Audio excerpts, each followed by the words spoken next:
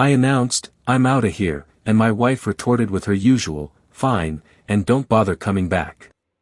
Typically, I'd fire back a "go to hell" as I stormed out, but today I aimed for a more dignified exit.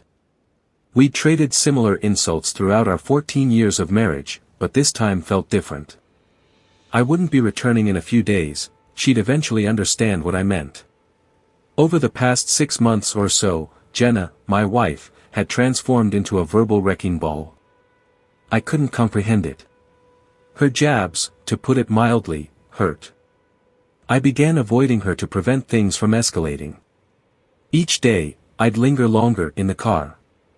Sometimes, I'd return home after Jenna and Carrie, our 13-year-old daughter, had finished dinner. I needed to look after myself. There used to be leftovers, but lately they seemed to disappear before I got back. My name is Kurt Kaminsky. Technically, it's David Kurt Kaminsky, but since my dad is also a David, they called me Kurt from day one to avoid confusion. No junior for me. Dad's David John Kaminsky. Why he didn't go with Junior, I'll never know. I would have gladly answered to Junior or even DJ, but nope, just Kurt. Or Nat. Yes, I'm Polish, or rather, an American with Polish roots. I've heard all the jokes, or most of them, they seem to come up with new ones every year. As the sole Pole I know, besides my dad, in this town of 1 million people, I'm the butt of the joke. Technically, I'm half Polish. The other half, from mom's side, is German, French, Irish, and English. But since I'm a Kaminsky, I'm the Pole. My soon-to-be ex-wife isn't who I thought she was. I only discovered this 4 weeks ago. As I mentioned, I'd been steering clear of her due to the verbal abuse.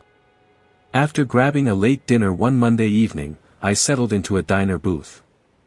I overheard 2 guys talking in the next booth. I picked up a phrase with "Pole" and started listening. "So, how long you been with the Paulus missus?" "Since they tied the knot." "Heck, I even bet her on their wedding day, and he's clueless," the second voice responded. The first voice was unfamiliar, but the second I recognized, my best friend, George Carey. I froze. They continued their conversation, but I didn't hear another word until George said, "Yeah, we rendezvous at least twice a month." Kurt's so oblivious, he hasn't got a clue. Dumb luck. Just then, the waitress came to take my order. I quietly muttered, "Sorry, gotta run," and bolted, making sure they didn't see me. I couldn't process it. Jenna, my wife, with my closest friend, the guy who stood beside me at the altar. He's also my go-to mechanic, and that isn't changing anytime soon, well, not officially. Less my mechanic, more like an exclusive contractor I use exclusively to repair and inspect all my cars. In case you're wondering, I own a used car dealership. Yeah, I'm a used car salesman. Heard all those jokes, too. But business is booming. People trust they're getting quality cars at honest prices, and if problems arise, I take care of them. George has always been a first-rate mechanic, and I keep him busy and well paid. I wanted to bring him on staff, but he joked about not respecting himself if he worked for a Pole. He said it jokingly, but I felt he meant it. Still, I kept him on as an independent contractor, even though he wasn't all that independent.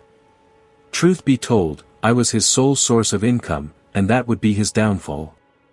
Leaving the diner, I drove aimlessly, questioning what I'd overheard. Was it true, or just bragging? Maybe they were bluffing. I thought about hiring a private investigator, but if what he said was accurate, their meetings were infrequent. It might be a wasted expense. I decided to check her phone and email. Back home, Jenna acted as if nothing was amiss. Fine by me. I needed the truth before confronting her. When she fell asleep, I checked her email, nothing. Her phone was locked, but I quickly cracked it using our daughter's birth date. I found some questionable messages, but nothing from George. His name being in her contacts wasn't unusual, he was my friend.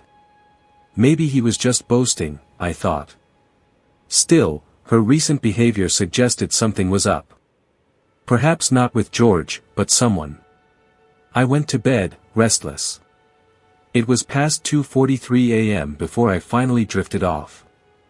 The next day at the dealership, George cracked his usual Polish jokes. Normally, I'd let them slide, but today I snapped. "George, what do you even know about Poland? I bet you couldn't find it on a map if your life depended on it. You joke about Poles being stupid, but I'm sure they could find the US, maybe even our state. Get to work, George." He stared at me, speechless. He knew I was on to something. George wasn't exactly the academic type, more street smart, good with engines, not textbooks. I guess that's why we connected in high school. I'd help him with his studies, ensuring he graduated.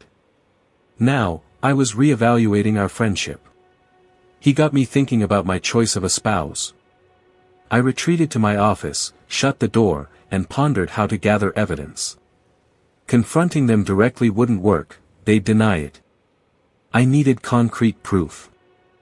I called a PI in Santa Fe and explained my concerns.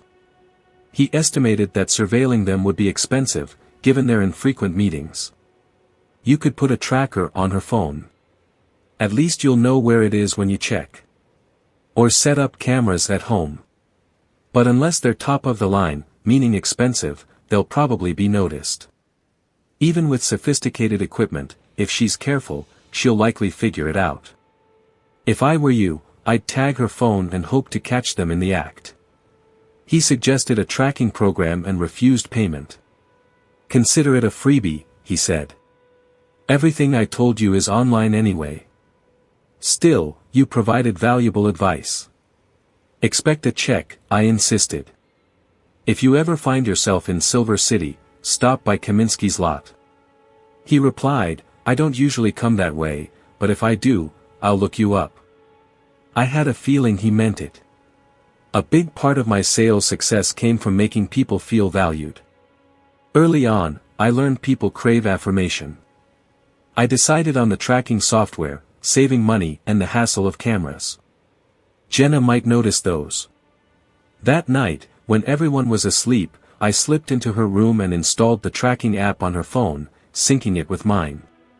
It would run in the background without her knowledge. Finally, I slept soundly. The next day at work, I monitored the app. Jenna worked part-time at the university bookstore, 15 to 20 hours a week. She called her earnings "mad money" and spent it at the salon. She went to the grocery store and later returned home. George was home most of the day, but whenever Jenna was out, he was working. So, at least for that day, I figured nothing had happened. That evening, I made an effort to be more pleasant to my wife and daughter, suggesting we go out for dinner. My wife seemed somewhat receptive. Our daughter, typical teenager, hesitated, but I insisted. Dinner went smoothly. I casually mentioned George, and Jenna visibly shifted uncomfortably, quickly changing the subject, further fueling my suspicions. I wanted to determine if George's words were true. I had to get to the bottom of this somehow. That night, I resisted checking her phone. My attempts to look at her calls or texts yielded nothing. Either she deleted them immediately or there weren't any. Getting into bed, I thanked Jenna. "Thanks for joining us for dinner." "Thank you, Kurt." "It was a nice surprise," she replied, meeting my eyes. "You might be in luck tonight. It's been a while. And like I mentioned, we hadn't been getting along lately." After her usual nighttime bathroom routine, Jenna snuggled up next to me. I felt conflicted about the prospect of intimacy with her. If she had been unfaithful, did I even want it? I decided to let her take the lead until I had solid proof. I wouldn't initiate. We did end up being intimate, but it was fairly unremarkable. No need for details. Suffice it to say, I enjoyed it. Throughout the week, I monitored her phone's location, finding nothing unusual. On Saturday night, while she slept, I checked her phone for messages or calls again, finding nothing. I was almost convincing myself that George was just bragging, trying to impress someone with fabricated stories of conquests. It wasn't the first time I'd known him to do this, even back in our school days. I tossed and turned in bed again, my mind refusing to let me sleep. At 2 a.m., I lay there staring at the ceiling, unable to drift off. I decided to go downstairs for a drink, hoping it might help me relax. Sitting with a glass of Jack Daniels and Coke in one hand and her phone in the other, I decided to check it one last time. Entering the password, our daughter's birth date, I opened her phone to the home screen. Suddenly, it hit me like a ton of bricks. Our daughter's birth date was the clue. Jenna's pregnancy had been difficult. We'd feared losing her several times due to complications. There was an issue with her Rh factor not matching Jenna's, causing her body to reject the baby. Jenna spent the final 3 weeks of her pregnancy on bed rest to ensure the baby's safe arrival. And indeed, Carrie was born precisely 9 months after our wedding. We were overjoyed she was healthy, but she proved to be a demanding infant. She cried constantly, had trouble sleeping, and struggled with nursing. It was challenging. During Carrie's second year, Jenna firmly stated we weren't having another child. It saddened me, but truthfully, the baby had drained much of the joy from our lives. I mentioned she was born 9 months after our wedding. They call such children honeymoon babies, because they're conceived on the wedding night or during the honeymoon. A light bulb went off in my head. If George's claims were true, then there was a strong possibility Jenna was already pregnant before our wedding night. Jenna was on the pill. No, we didn't wait until marriage to be intimate, it was a significant part of our relationship. The doctor speculated that the stress of the wedding might have interfered with her hormones, making the pills ineffective. Well, if the pills failed that night, they likely failed before that, too. Now I knew what to do. There was a 50-50 chance I wasn't the father. You know the saying, the early bird gets the worm. Well, George might have been an early bird, but in his case, it seemed the early worm got the birdie. I got off the couch and went to the bathroom, where I found some cotton swabs. Carrie was sound asleep in her room. She finally settled into a good sleep routine at age 4, before that, it was a struggle. She lay there snoring with her mouth open. It was easy to gently swab the inside of her cheek with a Q-tip. She didn't even stir. After sealing it in a plastic bag, I repeated the process for myself. Even if Carrie turned out to be my biological daughter, it still left questions about Jenna's fidelity. If she wasn't, but I pushed those thoughts aside for later. Sunday was for chores, and we each had our assigned tasks. I took my time, avoiding Jenna and Carrie to keep my emotions under control. I was eager to confirm my suspicions, but also plagued by doubt. "Something on your mind, Kurt?" Jenna asked. I needed a quick answer, so I replied, "I'm planning to buy a lot of cars at the next auction to replenish inventory. Money might be a little tight until I make some sales." "Just don't overextend yourself," she advised, always the practical one. To her, it was our business, though it was really mine. I'd suggested setting it up as a separate entity to protect my personal finances. Living in a religious community, I didn't want business decisions reflecting poorly on my personal life. "I'm thinking of paying off the credit cards and keeping just one open to improve our credit," I told her, a tactic to mask my strategy should she discover it later. "Do what you think is best," she responded indifferently. The idea had come in a flash. It's remarkable what your mind can conjure when you let it. This would minimize the fallout if my suspicions were confirmed. So, bright and early Monday, I took the samples to Western New Mexico University and spoke to someone in the science department. They directed me to the department head, who welcomed the opportunity. I handed over some business cards and offered a 10% discount to anyone working on the samples. He seemed appreciative. "I've been thinking about a new car to replace my Camry. I might swing by and look at your selection. If nothing catches my eye, I'll work with you to find something," I mentioned. "Thank you. "I'll keep that in mind," he replied. As I left the university, I knew I was smiling, but it was a worried smile. The test results could spell the end of my marriage. When I mentioned buying new cars to Jenna, it was a cover story for my turbulent thoughts. Yet, the idea was starting to appeal to me. I called Paul, my accountant, loan officer, and occasional salesperson, into my office and shared my plans. "We're going to make this work," I assured him. "There's something else, Paul," I continued. "I want to pay off the mortgage on my house. Can we work out a lump sum payment?" "Let me run the numbers and get back to you after lunch," he replied, leaving my office.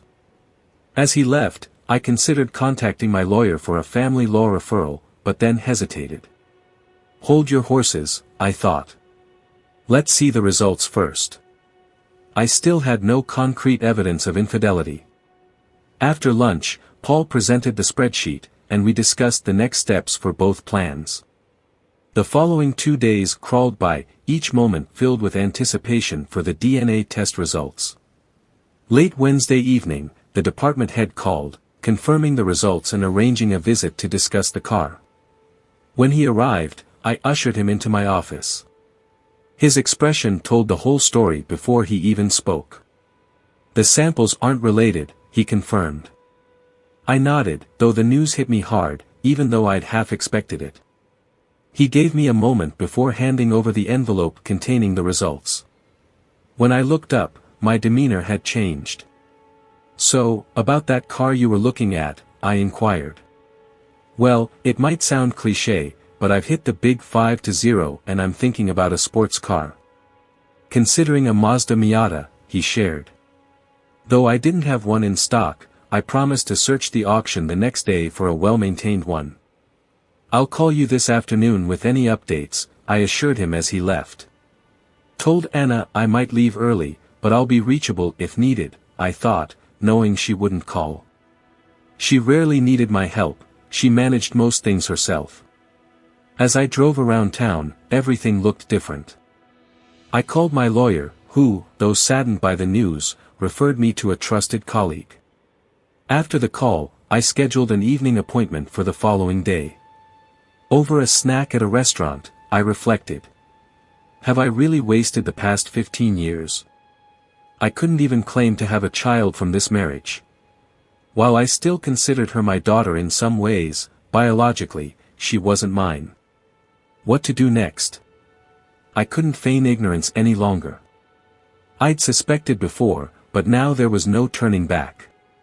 One thing was certain, George would face the consequences. It didn't matter that he'd been my closest friend for years. With friends like him, enemies seemed preferable. Jenna, too, would face repercussions. I wondered if she knew Carrie wasn't mine. Even if she didn't, she'd kept the truth from me, the secret of her infidelity on our wedding day with my best man, my supposed friend. Now I had no reason to doubt what I'd overheard. She was meeting him at least twice a month. Anger began to simmer, and before it spiraled out of control, I knew I needed to be alone, away from everyone. I should have called Jenna, told her I wouldn't be home that night. Going home was out of the question, I feared I might do something that would land me in jail. She answered the phone. "Hello, Kurt. Hey, I'll be staying in Albuquerque tonight to prepare for the auction tomorrow at 8 a.m., I responded flatly. "Oh," she responded. "Well, okay then. Have a safe trip." I rarely went to Albuquerque for the auction, so this departure was unusual. I wondered if she'd use my absence to her advantage. She'd have to come up with an excuse for Carrie regarding my parents, which wouldn't be easy to explain. Nevertheless, I'd periodically check her phone tracker throughout the evening to see if she went anywhere. I drove to Albuquerque, planning to buy at least 20 cars, including a Mazda Miata. I'd arranged for their pickup and delivery to my lot after the auction. Now the dilemma was who to entrust with their mechanical inspection. I knew George wouldn't be getting any more business from me once his current routine inspections and repairs were finished. Upon hearing I'd acquired 24 cars, he'd likely see dollar signs and inflate his charges, but that wasn't happening. I'd keep it quiet until the last minute. I needed to talk to a local auction dealer to find someone reliable and skilled to inspect them before shipping them to our small town. Arriving in Albuquerque around 9 p.m., I checked into a Best Western. Despite being the owner, I couldn't justify spending lavishly on an expensive hotel using company funds. The room was comfortable, as was the bed. Just what I needed. I'm a simple man with simple needs. Upon entering the room, I immediately checked Jenna's phone tracker, discovering she was still at home, or at least her phone was. Sleep was elusive that night. I couldn't shake the thoughts of her actions and motivations.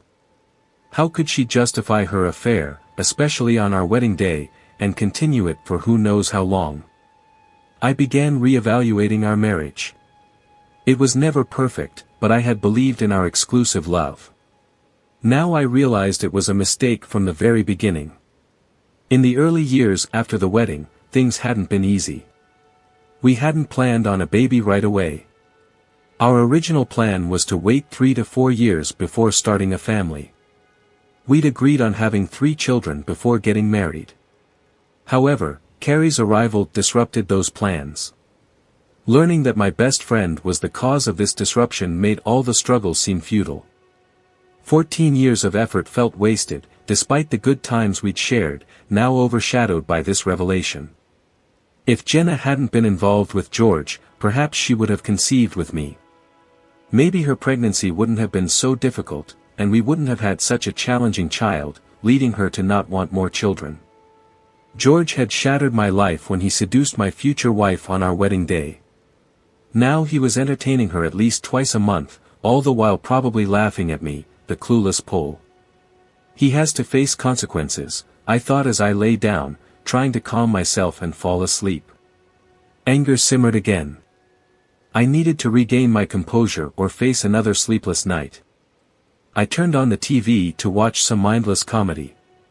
Laughter helped soothe my nerves, and by 11 p.m., I was ready to doze off, looking forward to a busy day. The auction went smoothly. I secured some excellent cars at great prices and networked with dealers in the Albuquerque area. Seeing no Miatas at the auction, I checked with other dealers. 2 of them had one each, one red, one black. I negotiated tentative deals contingent on confirming my client's color preference. Naturally, both dealers agreed, assuring me they'd handle the transaction once I provided details of the cars on my lot. I should have attended this auction more often. Interacting with other businessmen in the same industry inspired me to expand my operation and provided a welcome distraction from my personal turmoil. Later that afternoon, during my meeting with the lawyer, the news wasn't encouraging. I was looking at losing half of my assets, along with alimony and child support payments for a child who wasn't even mine. At that moment, I decided against divorce. Instead, I would leave her with George's child. I'd pay off the mortgage on the house. She could stay there, but with only my name on the mortgage, she wouldn't be able to sell it. By continuing to pay the taxes and utilities while living elsewhere, she wouldn't be able to abandon it and then claim it. However, I needed to make a decision about my business. Although it was incorporated, I had a gut feeling that without proper safeguards, I could risk losing it. Consulting with my business lawyer became a priority. Arriving home, utterly exhausted from a demanding day, I informed Jenna of my fatigue. "I'm beat." Going to shower and hit the sack, I muttered, heading to the bedroom. "Want dinner?" she inquired. "No, had a late lunch," I replied. At least she cared enough to ask. The shower was blissful, almost as if my troubles were washing away. While the problems remained, I found comfort in formulating solutions. Minutes after my head hit the pillow, I was asleep. The past week had been stressful, but with a plan in motion, I finally found some mental peace. Waking early, feeling refreshed, I went to the office before Jenna and Carrie awoke. There, amidst spreadsheets and financial reports, I orchestrated my next moves. I briefed Paul on the 23 car purchases and instructed Anna to stop assigning work to George, emphasizing the need for secrecy. She gave me a curious look. You're the boss, she remarked. Thank you, Anna. You're invaluable. At 9 a.m. sharp, I called my business lawyer, seeking counsel. Your business is incorporated, but she might still force a sale to claim half its value.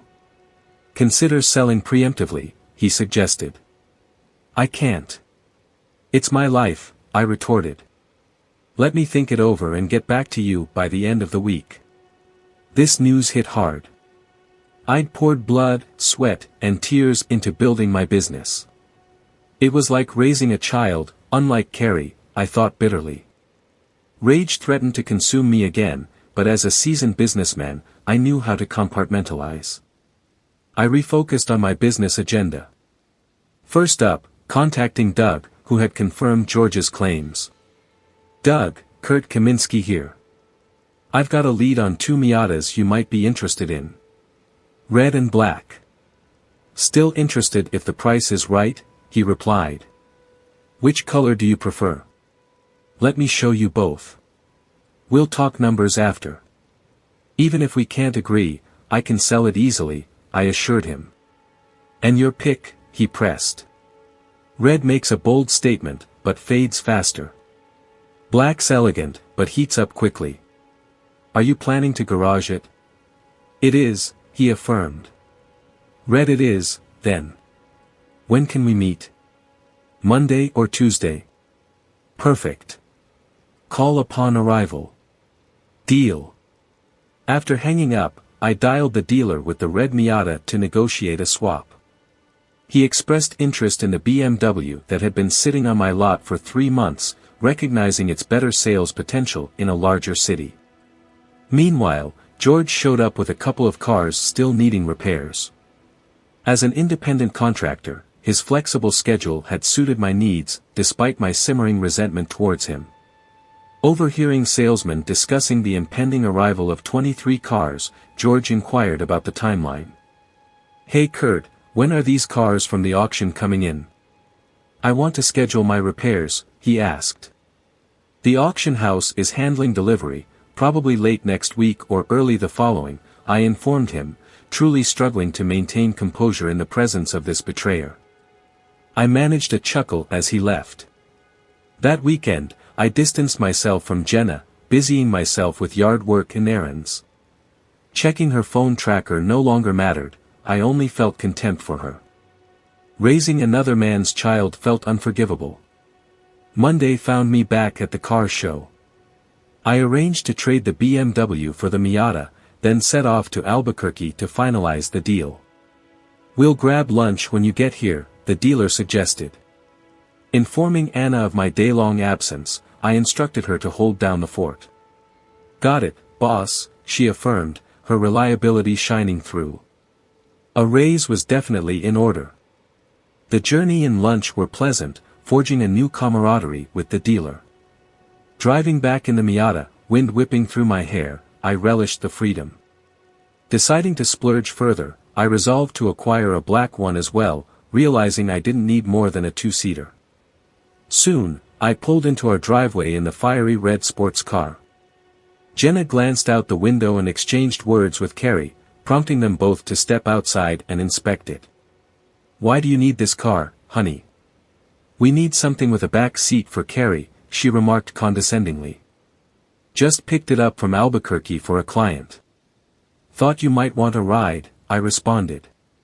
No, honey, I'm not a fan of small cars, Jenna retorted with a hint of disdain. Carrie, I called, beckoning my daughter over. No, Dad. I'm already teased enough because of my last name. I don't want to be seen with a Polish used car salesman. Her words stung, typical teenage bluntness, but I was taken aback. Where did this disrespect come from? Glancing at Jenna, I realized she was treating Carrie's comment as insignificant. Now both the women in my house were showing me disrespect. Teenagers might not always be close to their parents, but the hurtful way she spoke made me question the authenticity of my family life. I'm going for another drive. Be back later, I announced, shifting the car into reverse and driving off. Fueled by frustration, I cruised the streets of Silver City until returning home around 9:30 p.m. I went straight upstairs, showered quickly, and crawled into bed. When I didn't emerge from the shower, Jenna entered the room, shining a bright light into my eyes. Squinting, I closed my eyes. "Are you sulking because we didn't do an over a sports car? Aren't you going to spend time with your family? You're not just Polish, you're childish," she chided. Her sudden shift in attitude perplexed me. I couldn't shake the feeling that it stemmed from George. Spending time with him seemed to have influenced her disregard for my heritage, now passed on to our daughter. Yet, she wasn't even my daughter. Despite supporting her, I needed to accept that fact. "Looks like you and your daughter would rather do without a pull around, so you might as well just leave," I retorted heatedly. Her behavior only fueled my anger. She would regret treating me this way.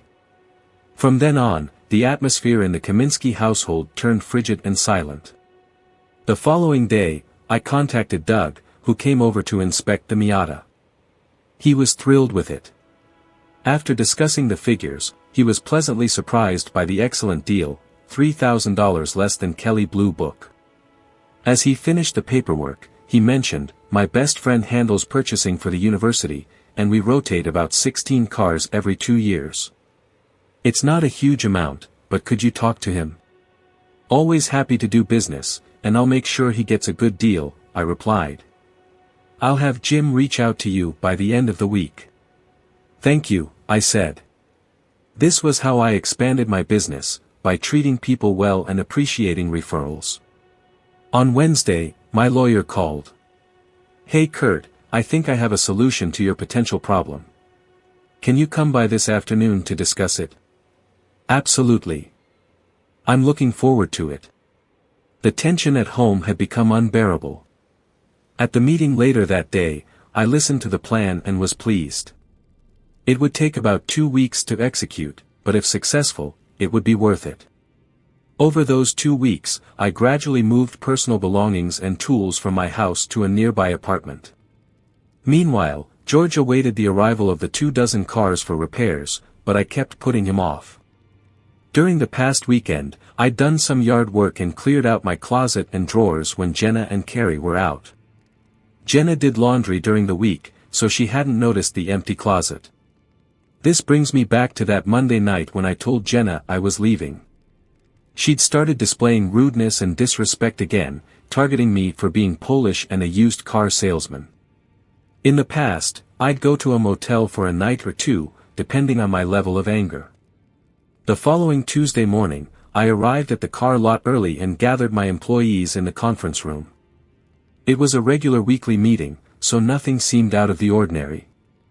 I began, "Good morning. As you all know, the cars I purchased a couple of weeks ago arrived yesterday afternoon. They've all been inspected and prepped, ready for sale. We won't be using George for any more work here. If he asks, just say we're going in a different direction. You've all been fantastic. You're like family to me, so this is difficult to discuss." Pausing to wipe away a tear, I continued, "I've sold the business." Surprised, they looked at me, but I continued, "Nothing changes regarding your roles, except for Anna, who will be taking on some of my duties and receiving a corresponding raise." Despite their astonishment, they began congratulating Anna, recognizing her hard work and merit. "Anna, please see me after the meeting. There are some things we need to discuss," I said. "I'll still be involved with the company, but only in an advisory capacity, and may occasionally sell. I don't want to interfere with your sales," I assured them. They were all relieved I'd still be around, even if only occasionally.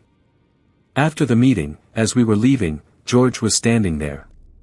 "Hey, why wasn't I included in the meeting?" he asked, surprised.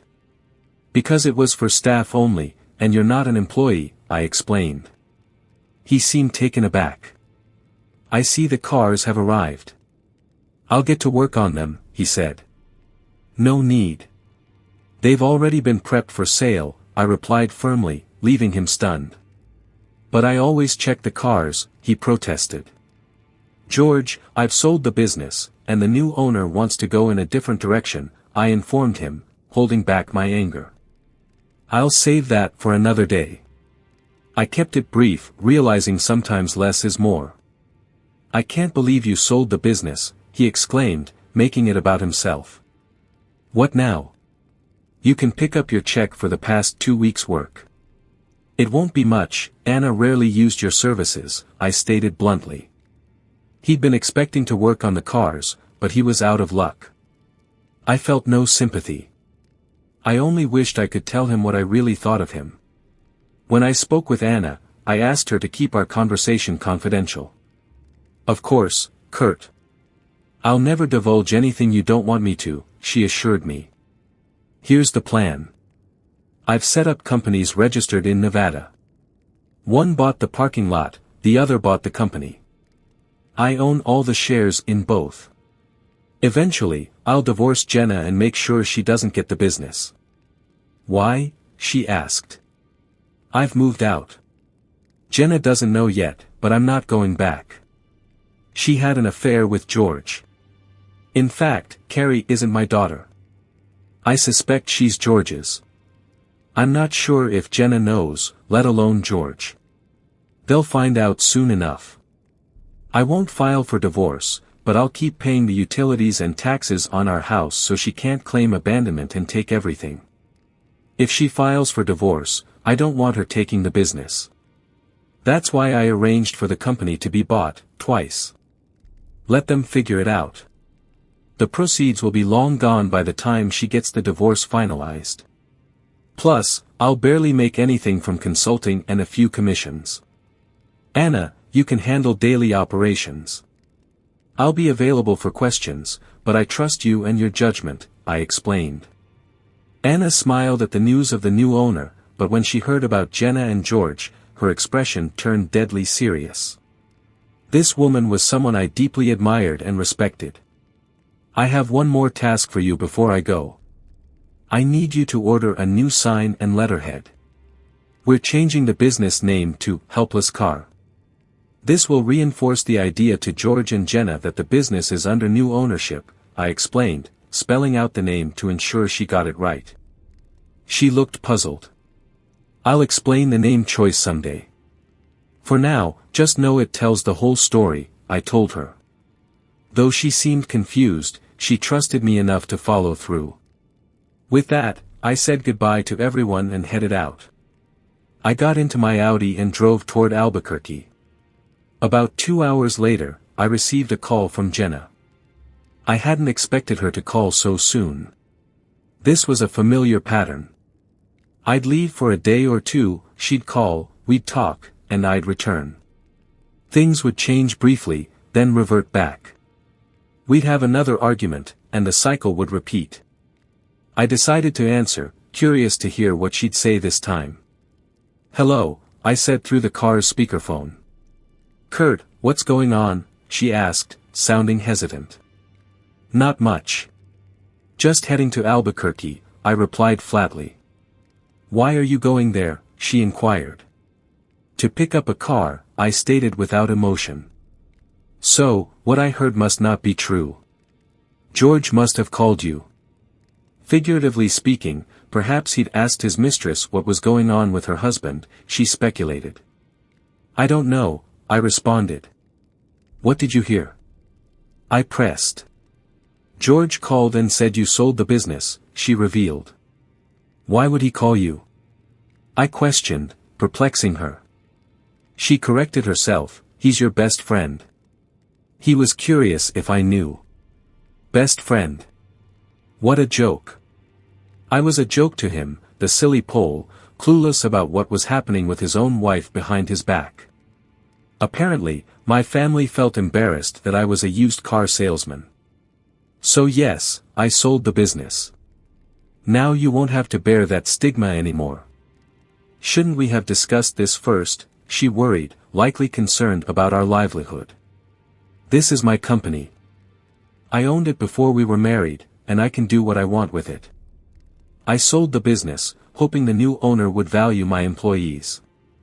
Good price, she fretted, anxious about her lifestyle. I was indifferent, I needed a change. Job hunting would come after a well-deserved break. The mortgage, she panicked. Taken care of, I responded. Just utilities and taxes remain. Food, gas, insurance, she shrieked, near hysteria. Overlooked those, I conceded. Perhaps more hours. I suggested. When will you be home, she demanded, sensing the finality. I won't, I stated plainly. I recalled her earlier bravado, I'll manage the bills. Now, her voice thick with desperation, she begged, Kurt, don't do this. Please come back. I have no intention of returning, I replied flatly. Kurt, please reconsider, she sobbed. My decision stands. What about Carrie, she pleaded, attempting emotional manipulation. Carrie, embarrassed by her last name and her used car salesman father. She's 13, she'll survive, I countered. It's irrelevant now. I'm not returning. No more shame for any of you. I hung up, powered down my phone, and left her to dwell on it, anticipating her frantic, unanswered calls. The drive to Albuquerque was therapeutic. I imagined her next call would be to her lover. Switching my phone back on, I found 5 missed messages, 3 from Jenna, 1 from George, and 1 from Anna. I called Anna back immediately. Sorry, my phone was dead. Unwanted calls, I explained. Jenna and George were looking for you. I informed them you're not coming back, Anna reported. Everything all right? Never better, I assured her. If they harass you, threaten police action. I like it, she chuckled. Kurt, you might feel isolated, but you're not. We're your family. Thanks, Anna. You're the best. Your husband's a lucky man. He knows it, she affirmed. Don't ever forget it. I won't, I vowed. Should I call Jenna and George? No, let them stew. At the car lot, the owner greeted me. Got the Audi, I said. Up for a trade, he proposed. He meticulously inspected the car. This will sell fast. Sure about the swap? Seems you're getting the short end of the stick. Just looking for a sports car, I replied. 30 minutes later, I was back on the road, top down, savoring the ride to Santa Fe. I spent 2 weeks exploring the Four Corners region, staying relatively close in case Anna needed me. After a few check-ins, I headed west. The calls continued, first annoyance, then apologies, then hints of resentment. I ignored them all. They canceled my credit card. George even called me a villain for abandoning Jenna and Carrie. I laughed. My lawyer texted about Jenna threatening legal action. Jenna's threatening me with a lawsuit? I asked. She'll have a hard time proving abandonment with the mortgage paid, he reassured me. I have her on record telling me not to return, I revealed. Excellent. Send it over. I'll handle it, he said. Driving the Miata was pure enjoyment. It attracted attention, even a few flirtatious glances from bored housewives, but I wasn't interested. After all, I was still a married man. Reno, Lake Tahoe, the Pacific Coast Highway, Napa Valley, down to San Diego, through Death Valley, onto Vegas and Phoenix, I took my time, enjoying conversations with people I met along the way. Some envied my carefree existence. After 3 months and 8,000 miles, I decided to head back to Silver City. I received a warm welcome at Helpless Auto. Anna beamed and gave me a hug. Can I buy everyone dinner at Wrangler's? Close up at 5? I asked. Absolutely, she said. My lawyer confirmed he'd thwarted Jenna's legal attempts. At Wrangler's, we had a great time reconnecting. As everyone else left, Anna said, Kurt, you weren't powerless, just trusting. You figured it out, I stated. It took a while, she admitted, but your new name comment finally clicked. The jokes weren't about your being Polish, but the insult to your heritage. Thanks, Anna. You're the main reason I came back. I had a great mentor, she replied. We embraced, and she left to join her happy-looking husband. Back at my apartment, I aired it out, enjoying the fresh breeze. I grabbed a beer and sat on the terrace, overlooking the pool. Thoughts of Jenna and our lost dreams drifted through my mind. It was 8:30. Time for a showdown. I drove to the house. The overgrown lawn testified to their neglect. The porch light was on. Carrie answered the door, her eyes widening. Dad? Hi, Carrie. Is your mom home? I asked. She called for Jenna, who emerged, followed by George, clad only in his underwear. Look who's here, I observed. The happy family. What the hell are you talking about? Jenna snapped. Looks like George has taken my place, I replied. Carrie, I corrected, George never worked for me.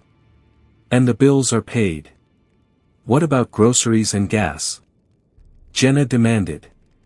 You have a job, don't you? I countered. You can't just waltz back in here, she exclaimed. I'll wait until you and your partner find another place to live, I stated calmly. I'm not leaving, she shrieked. This is my house. It's in my name. It's my house. It was mine before we married, and it's still in my name. You have until the end of next month. What about your daughter? She cried. Exactly, I said, turning to Carrie. Carrie, I know you hate being called Polish. Well, here's some news, George is your real father. Silence descended. What? Jenna whispered. It seems your carelessness on our wedding night produced a child, but not mine. You can take his last name now. Carrie. I wonder if you named her after him. I mused. They exchanged pale glances. George, ready to be a dad? I taunted. Just 4 more years until college. I don't believe, they began. I handed them the DNA results. They crumpled. Tell the lovebirds they'll be served with divorce and eviction papers next week, I instructed Carrie before walking away. Had the affair been going on all along? Was I nothing but a pawn? I felt used and betrayed. Back at my apartment, the sting of George's mockery and ethnic slurs resurfaced. My lawyer informed me Jenna had tried to claim abandonment and seize my assets, but he'd blocked her. We discussed next steps. At 5 o'clock, I joined the team at Wrangler's. Dinner was excellent, and catching up with everyone was a pleasure. As the evening wound down, everyone left except Anna and me. She looked at me and said, Kurt, you might feel lost and powerless, but you're not. You simply trusted those you loved. So, you figured it out, I said. Yes, it took time. Your comment about the new name kept nagging at me until it clicked. Those jokes weren't about you being Polish, they were insults to your heritage. Thank you, Anna. You're the biggest reason I returned. I needed to see how you handled things. I'm proud to say I haven't just filled your shoes, I've made my own path, she responded. I had an exceptional mentor, she added gratefully. We hugged, and she left to join her husband, who looked genuinely happy. Back at my apartment, which I hadn't seen in 3 months, I opened the windows, letting the fresh air replace the staleness. I grabbed a beer and relaxed on the terrace overlooking the pool. People were swimming, a family laughed nearby. My thoughts drifted to Jenna and the dreams we once shared, dreams that now seemed like distant memories. Glancing at the clock, I saw it was 8:30. Time for the confrontation. I got in my Miata and drove to the house, technically still mine, since I'd bought it before marrying Jenna. Disappointment washed over me as I pulled into the driveway. The yard was overgrown, the landscaping neglected. The porch light was on, suggesting Jenna was home. I knocked. Carrie opened the door, her eyes wide. Dad? Hi, Carrie. Is your mom here? I asked. She stuttered, then yelled, Mom. Jenna's tense, high-pitched voice called back, What is it? Carrie stared at me, then shouted, Dad. Jenna appeared, saw me, and shrieked, Where do you think you're going? Traveling, I responded calmly. Just then, George emerged from the bedroom in his underwear.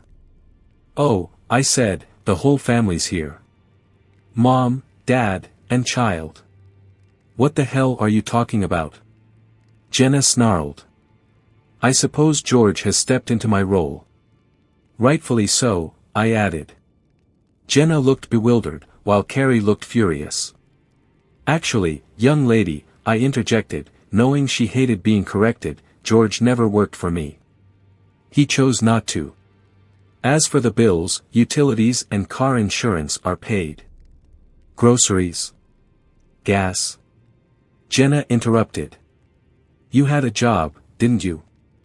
That covered those expenses while I was away. You think you can just waltz back in and take over, she challenged. No. I'll wait until you and your partner find somewhere else to live. It was obvious they were living together, and Carrie seemed comfortable with the arrangement. I'm not leaving my home. Jenna declared. Correction, it's my home. I owned it before we married, and my name is the only one on the deed. You left. It's mine now. Jenna insisted. That's not how it works. I've maintained the property, it's still mine.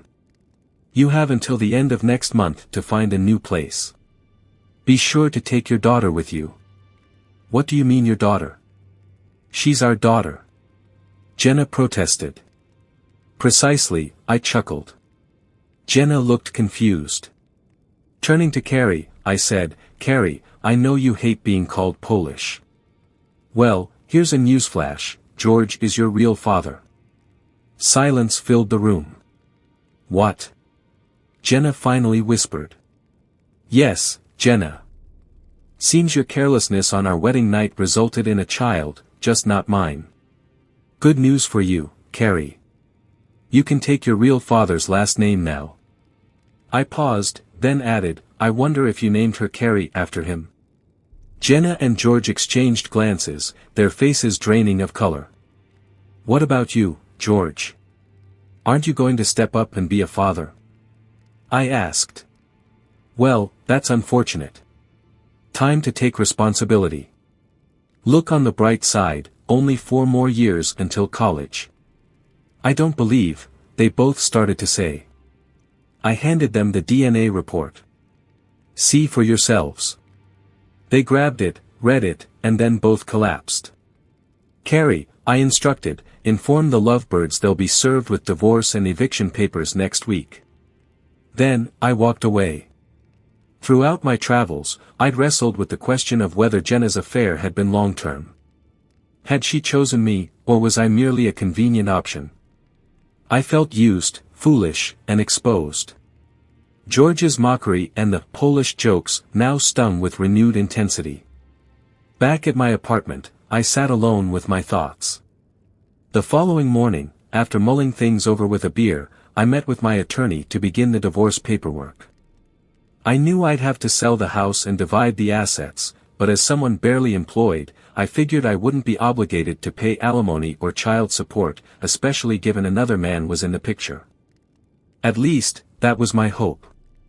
Jenna and George's betrayal was crushing, rebuilding trust, with anyone, felt like a monumental undertaking. I even considered seeking therapy. As the divorce process got underway, I went back to work at the car dealership, making it clear to my coworkers that I was no longer management and just needed to sell 1 car a week to cover my living expenses. I stuck to that single sale quota. When faced with the possibility of court-ordered child support, I ensured my bank accounts held only enough to meet my essential needs at the end of the month. Jenna hired a lawyer, which puzzled me. How could she afford it? Perhaps he was working pro bono. Either way, they were in for a rude awakening. Despite their scrutiny of my finances and the house sale, they wouldn't find much. My colleagues informed me that during my absence, George had frequented the dealership almost every day for the first 2 weeks, attempting to secure a job from Anna. She consistently refused him, and he eventually abandoned his efforts. He now regretted not getting his ASC certification, as his only job prospect was at Valine, performing quick oil changes for $13 an hour. I hoped Jenna would work full-time, or they'd be in dire financial straits. I contacted a real estate agent and informed Jenna I was putting the house on the market, expecting a 50-50 split of the proceeds. She'd already received an eviction notice and needed to move out before the closing. One evening, Jenna knocked on my door. Reluctantly, I let her in. "What do you want, Kurt?" "Can we talk?" she asked. "I'm not sure that's a good idea," I responded. "We're in the middle of a legal battle." "Come on, Kurt," she pleaded. "It's just us, no lawyers. Can we have a civilized conversation?" "All right," I conceded, "but let's go to Denny's. There will be witnesses." I didn't trust her enough to be alone with her. At Denny's, after exchanging pleasantries, I asked, "Why, Jenna?" She hesitated. "I guess the simple answer is I liked both of you and couldn't decide." "So, you were seeing both of us simultaneously?" I inquired. Jenna looked down. "Yes, but George warned me not to tell you. He knew it would ruin your friendship." "Then why did you accept my proposal?" I pressed. "Because I loved you, and George," she replied. "I loved him too, but I knew he wouldn't make a good husband. So we ended things when you proposed, and I focused on us and the wedding." "So, on our wedding day, you were with him?" I probed. Jenna began to cry. "Yes. Everything was a mess." "Then what was the point?" I continued. "I didn't want to lose him, and he didn't want to lose me," she admitted. "Well, now you have each other and your child. By the way, she did a great job choosing the name. I didn't realize Carrie wasn't mine until later, during my travels," I revealed. Jenna looked at me and said, "Kurt, I still love you." "It's nice to hear that, Jenna," I replied, "but I'm not sure you understand what love truly means. I loved you more than anything, and clearly you can't say the same." "I did love you, but now I feel nothing but contempt," I stated firmly. Jenna understood, our relationship was truly over.